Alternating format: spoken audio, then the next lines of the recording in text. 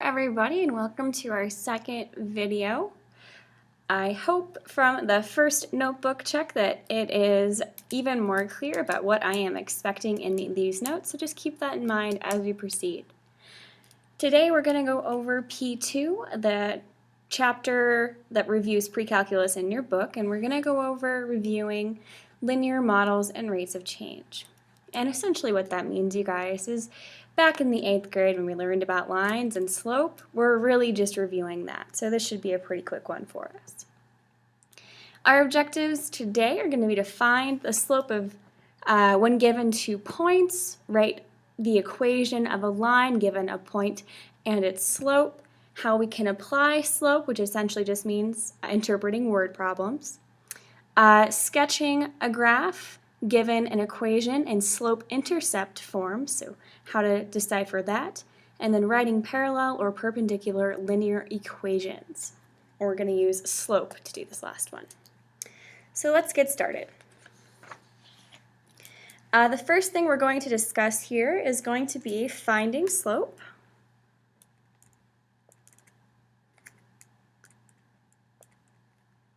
Let me just go off on a little tangent here. I do apologize for the low quality if this video isn't the best quality visually for you. I am in the process of getting my document camera fixed, so these will improve as we go on, I promise.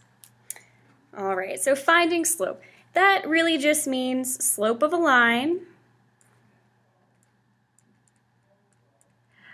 which I hope we remember is just the change in y over the change in x.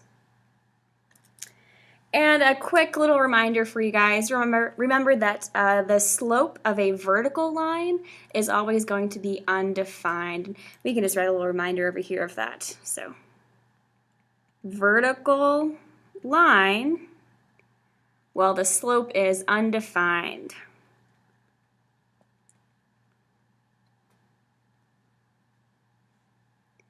I'll write it on the margin. Undefined. Okay, so let's try an example.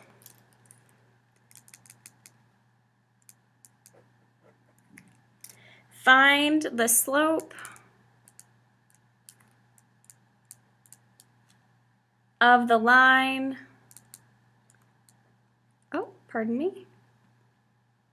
passing through points -2, 0, and -4, 10. Okay, remember we just have to find the change in y over the change in x, and we can do that pretty easily by plugging into that formula where we use our y2, I'll label that for you, and our y1, and we also use our x2 and our x1. And we plug in these values to that formula, y2 minus y1 all over x2 minus x1. And when I simplify this all out, I get 10 over -2 or -5. Remember when we have, I'm going to write a little m equals, that's their symbol for slope is m, remember? Remember when we have a negative slope, that just means that our line is going in a downward direction from left to right, goes down.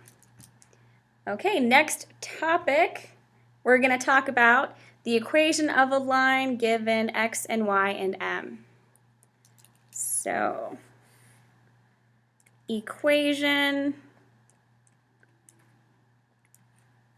of a line when we are given a point and slope. The one thing we're going to need to remember in order to do an example with this is that point-slope form of a linear equation. Remember, that looks like this. we have a y minus a y1 equal to our m, our slope, outside x minus x1, where our y1 and our x1 come from our point value. So here's our example. Find the equation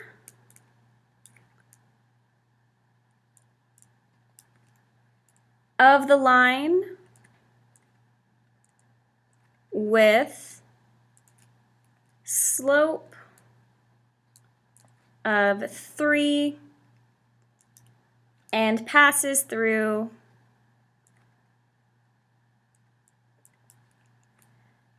1 and -2. 1, -2. That's our point. Let's just quickly label the information that we are given. Slope of 3, well, that's our m. Let's write a little m above that. We have our x1, which is 1, and we have our y1, which is -2. It's just a matter of plugging in, which we got really used to doing in algebra, I sure hope.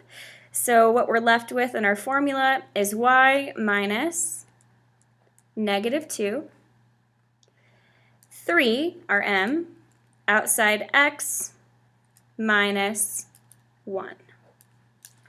Fabulous. Now it's a matter of distributing and simplifying. We get y plus 2 equals 3x minus 3. And then when we solve for y, we are left with 3x minus 5. And you can see that this is a line in that really easy to read slope-intercept form, where we have our slope and our y-intercept -5. Now we are going to graph this line. Should always get used to graphing by hand, especially in AP Calculus. Remember, we can do that really quickly if we use our y-intercept down here at -1, 2, 3, 4, 5. Make a point. Our slope is +3, so we are going to go up 1, 2, 3, and over 1. We're going to make another point. Up 1, 2, 3, and over 1. We're going to make another point. And then just sketch your straight line through those points, and there you have it. Now we're going to talk about the applications of slope. So let me move this around here. Okay. And I have this word problem written down. Don't pay attention to that just yet. We're first going to talk about some things. We're going to talk about, with our applications of slope, what a ratio means. When we're talking about a ratio, what we're really talking about is when same units are being compared.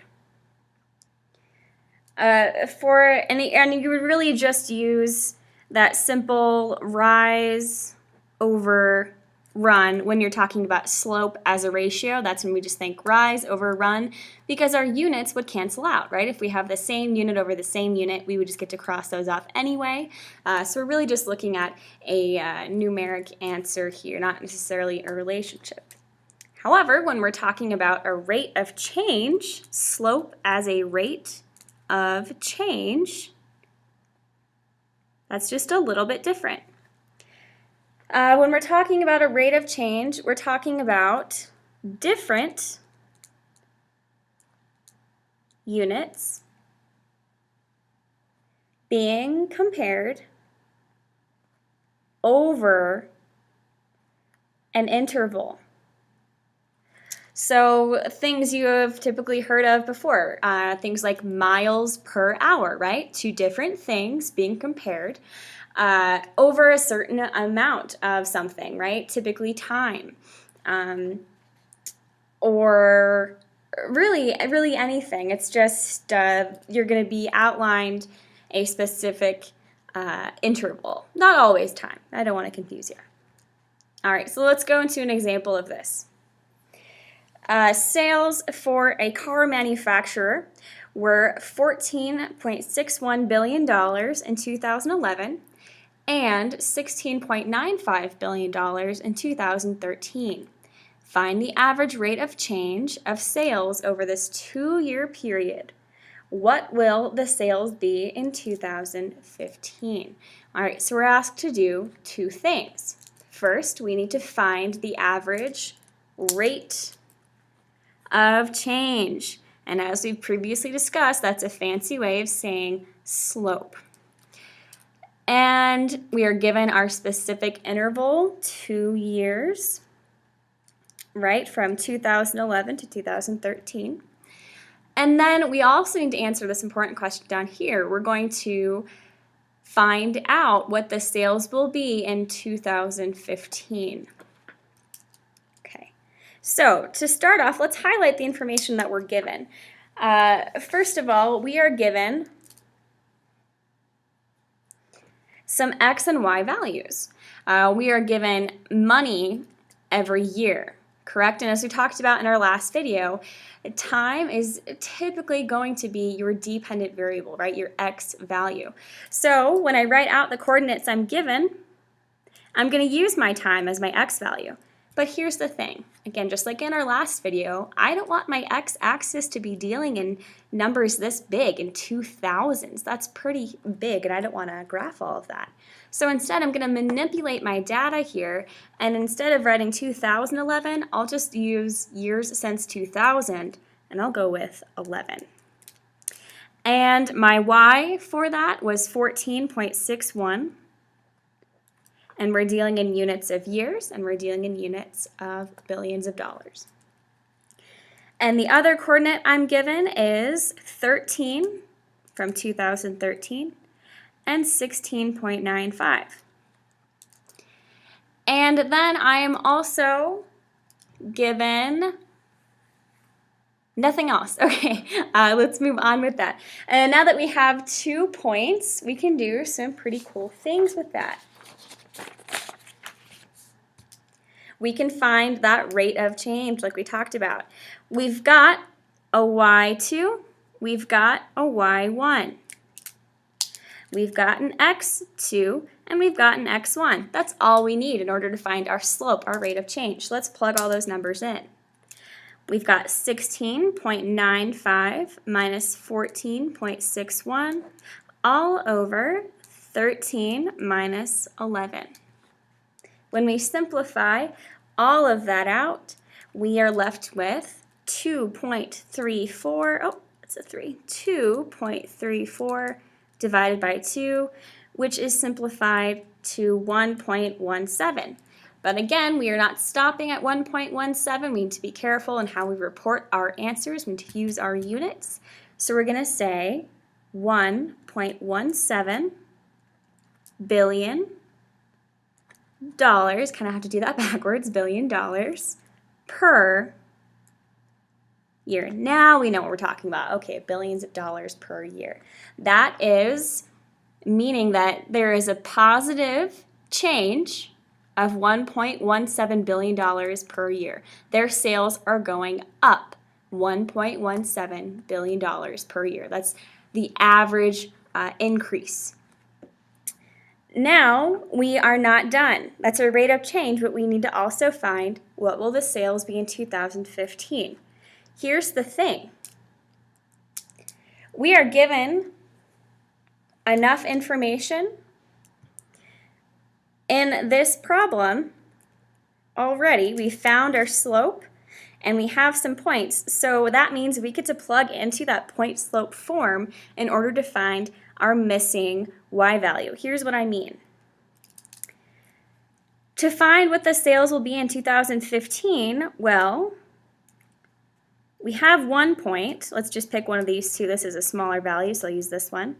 11, 14.61. And we also have part of another point in this question. We have the 2015. That means we know an X value is going to be 15. But we don't know what the sales will be. We don't know. Not yet. Let's find out though. And we also know that M equals 1.17. Okay, We got a lot of pieces here. Let's connect them. Let's put them back into that point slope form and find our missing x value. Here's what I mean. We've got our y1, so we're going to say y minus, fill in our 14.61, equals, fill in our slope, 1.17. Outside, oh, we have that x, it's right there, 15, minus our x1, 11. Okay.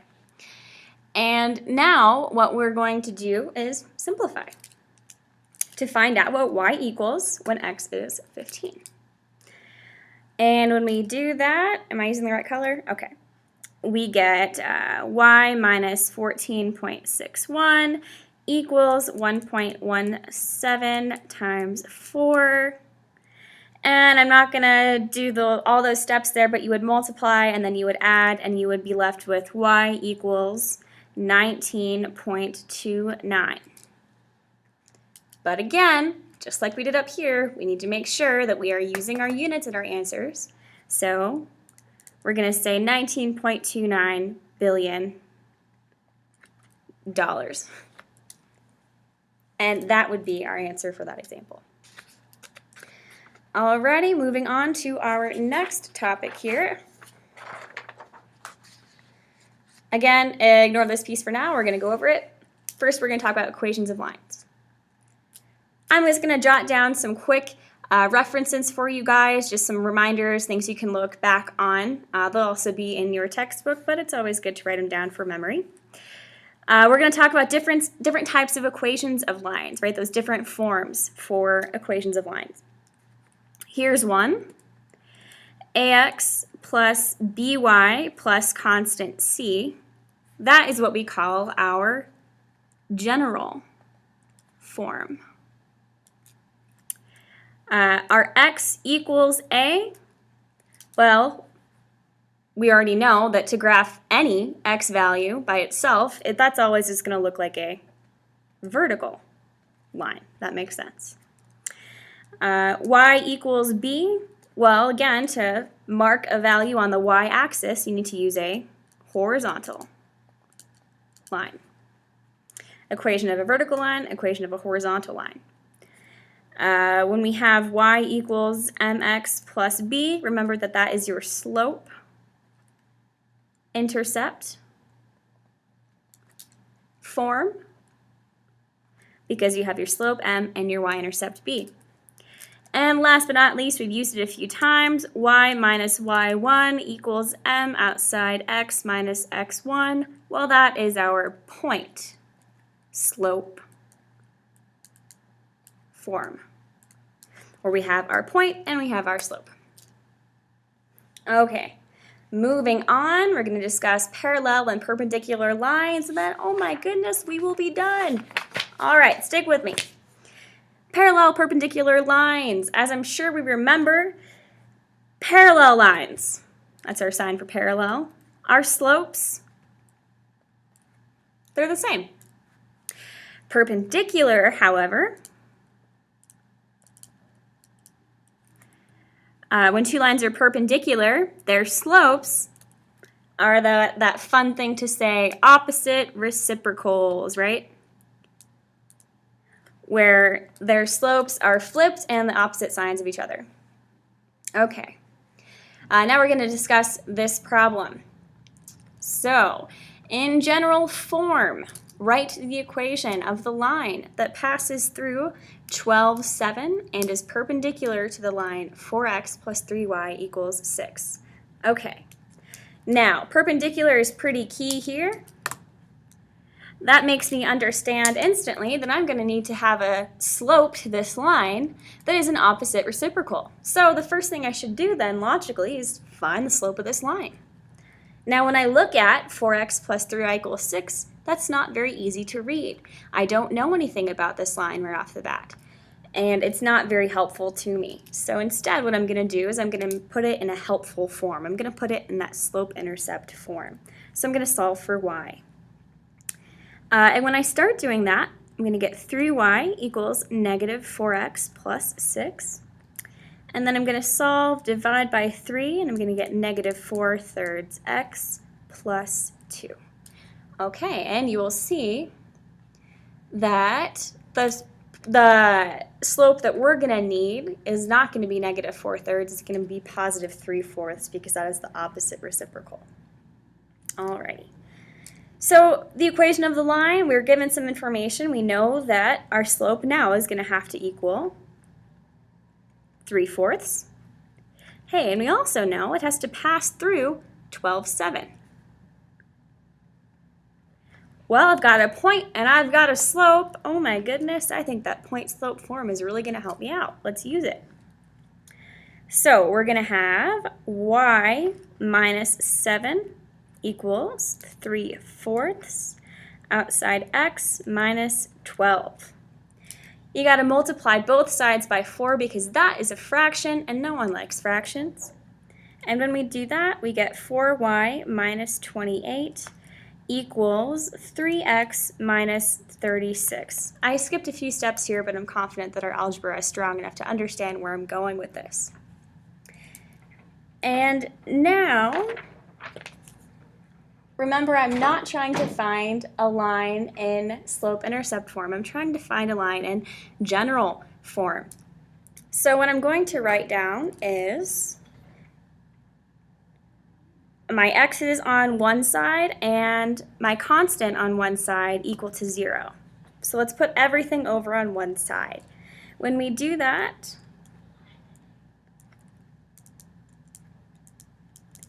our line is going to look like this. Negative 3x plus 4y, and when we add 36 and negative 28, we get positive 2 equal to 0. And there you have it. We've written it in general form, and these should prepare you for your problems in class tomorrow. Thanks for watching.